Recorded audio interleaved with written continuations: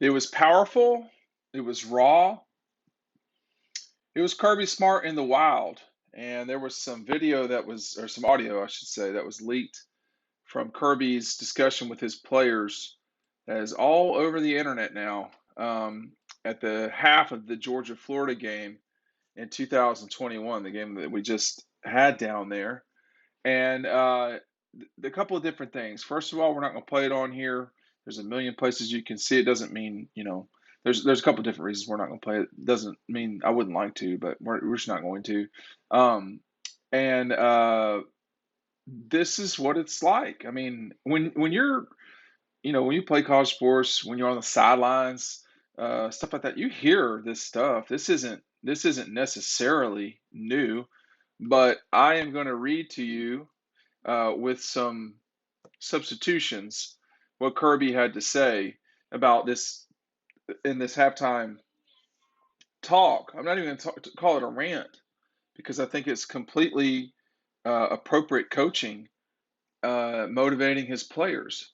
He was talking to seemed like a group of defensive guys, but I'm not sure about that even. But he said, I still remember like yesterday walking out of this place at the half, the look and the feeling I had looking at Tyson Campbell and Eric Stokes, looking at those guys. You know what? You know what, guys? This is our expletive year. This is our expletive year, and we do it by how we play. It's zero to expletive zero, and you make them never want to play again. All that excrement they're talking. I love it, Jamari. You don't say you don't say excrement. You don't say excrement to him. You just laugh and point to the scoreboard, which he would not let his guys do. Okay, he got caught in the moment. Let me get a picture, JD, talking about Jordan Davis. I'm assuming you point at the expletive scoreboard. Don't say excrement to their undisciplined ass because we are disciplined. Our asses are going to kick the expletive excrement out of them physically. This is the important part.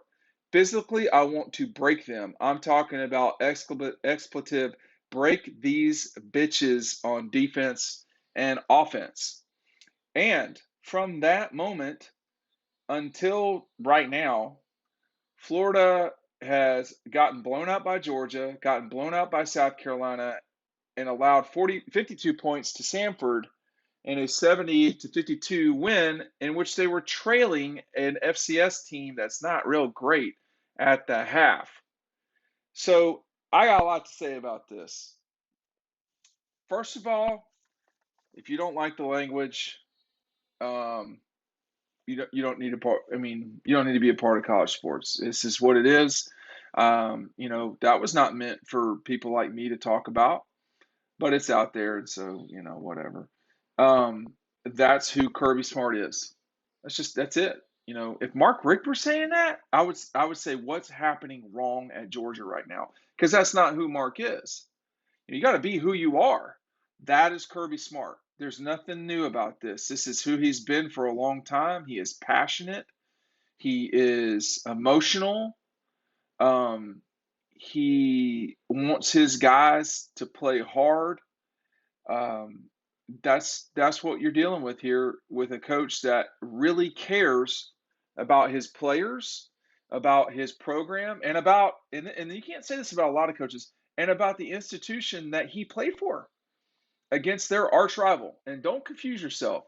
Georgia's arch rival is Florida. It's not Tech, it's not Auburn. Those games are extremely important. I'm not putting those games down. But Georgia's biggest game of the year, every year, doesn't matter if they're playing Notre Dame. Their biggest game of the year every year is Florida, period. So Kirby won this game once when he was a player. And I can tell, if you can't, that this game matters a lot to him. The Auburn game matters a lot to him. The Tech game matters a lot to them. The Tennessee game matters a lot to Kirby. But the Florida game's different. And if you don't understand that, I don't know where you've been because this has been going on for decades, more than a century. And the critical part about this statement is the end. physically, I want to break them. I want to break them on. I want to break them on defense and offense. And I mean, it seems like Georgia did. I mean, think about the last 3 weeks. What Florida has been just falling off a cliff. Georgia lost to Florida last year. I don't know if anybody's aware of that. Dan Mullen made that pretty clear in his post-game press conference. They won last year. We won last year. They won this year. No, Dan, you've lost 3 of the last 4 as the head coach at Florida. That's what the record shows. And his program soon thereafter fires the defensive coordinator, Todd Grantham, who's had the entire time at Florida and a lot of time at Mississippi State. They can't figure out who the quarterback's going to be. They're getting blown out by South Carolina at home. Did Georgia break Florida? Did they break the Gators? I mean, that's not for me to decide. And it's not really something that, can be decided. They sure did wreck them that game, and Florida has permitted it. The Gators have permitted this game to affect them, it seems like, from that point forward. I mean, Florida wasn't playing great coming into that game. Let's just call it what it is, all right? I mean, they lost to Kentucky, they blow out Vandy, and then they lose inexplicably to LSU. So if you want to make the argument that LSU broke the Gators, that's fine. I think the Gators kind of broke themselves. But Georgia was there to snap their neck, and they sure did. The other thing about this leaked audio is when you start talking about, you can tell it was painful for them last year, Georgia. I mean, I'm going a little bit off memory, but they were missing a fair amount of guys in that game in 2020, and the Gators were not until Richard LeCounte got the targeting penalty for Kyle Pitts, Florida's best player, and that slowed the Gators down. But Georgia was without the quarterback that started in that game, the starting quarterback in that game. It was without its best defensive player this year, which is Jordan Davis. I don't think George played in that game, Pickens.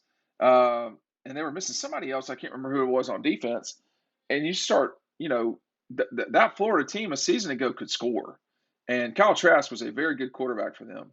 And, it pissed them off that they lost that game, that they got handled so easily. I mean, they were up 14-0 in that game. The offense didn't score except one other time in the game in the second half. And Florida, by the way, nearly let Georgia back in that game in the fourth quarter.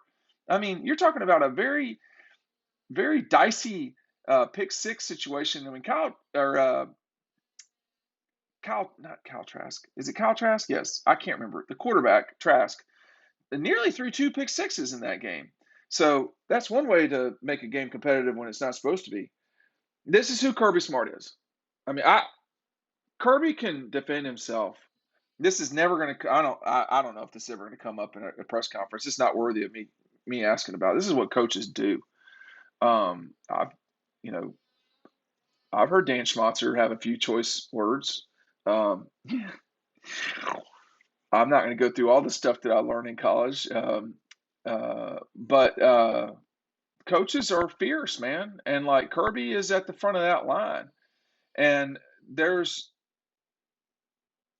he can speak for himself. He has a platform to do so at any moment that he wants. I do not have a problem with this. I think that the lesson was learned the Auburn game in 19 when he said, "How about them Dawgs?"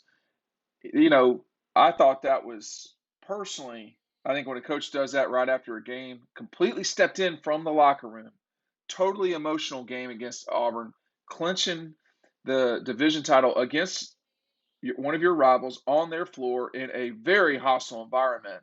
When he said that, it was like 12 minutes into the press conference, but I thought it was awesome. Now, you can't say that.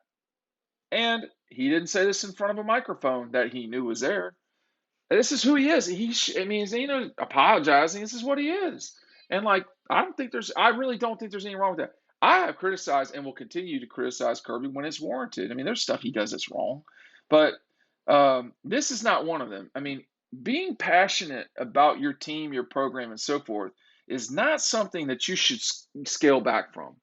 if the president of the university, if the AD come in and say, "Hey, listen, you got to tone it down in these press conferences," or you're acting like a crazy person on the sideline, like who was it? Who was the coach?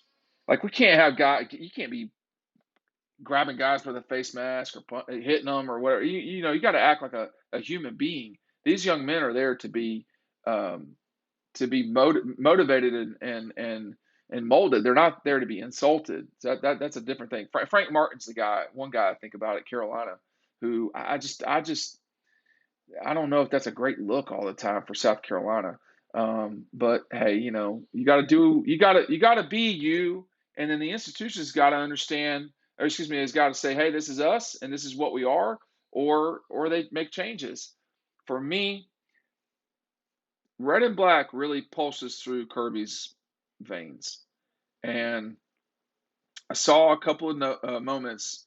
Excuse me. I saw a couple of notes on Florida message boards lately talking about how Kirby is building the Death Star at Georgia, and the Death Star got knocked out for a while, and it came back to become a pretty lethal killing machine for the Empire.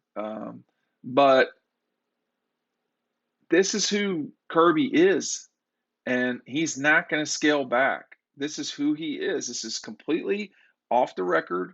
It just was leaked, and stuff's going to get leaked. I mean, and people say, "Hey, he's got it locked down." No, I mean, not really. I mean, stuff always gets out. This got out, and it's what it is. I think, though, to me, this is going to go down like Irk Russell's talk about the Gators in the '70s. About Irk's talks about Georgia Tech, GATA, stuff like that. I mean, this is going to be an important moment, whether Georgia wins the conference and national championship or not. And this is who Kirby is. And I think, that's what it is. I don't think there's anything that no one's suggesting at all an apology. No one's suggesting at all that he changed. And he's talking to his players. These are guys that he has formed a relationship with over some very serious times, moments, emotional things. He knows these guys better than anybody else, probably outside their families. So I think for me, hey, if you're a Georgia fan, I get that you love this. If you're not a Georgia fan, it just means you probably are, think Kirby's a turd. But people probably think your coach is a turd too. We have never heard anything that Nick Saban said, but I guarantee you something in this ballpark.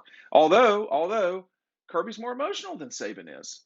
That seems pretty clear to me, at least. Anyway, we'll see you over on the website, dogpost.com.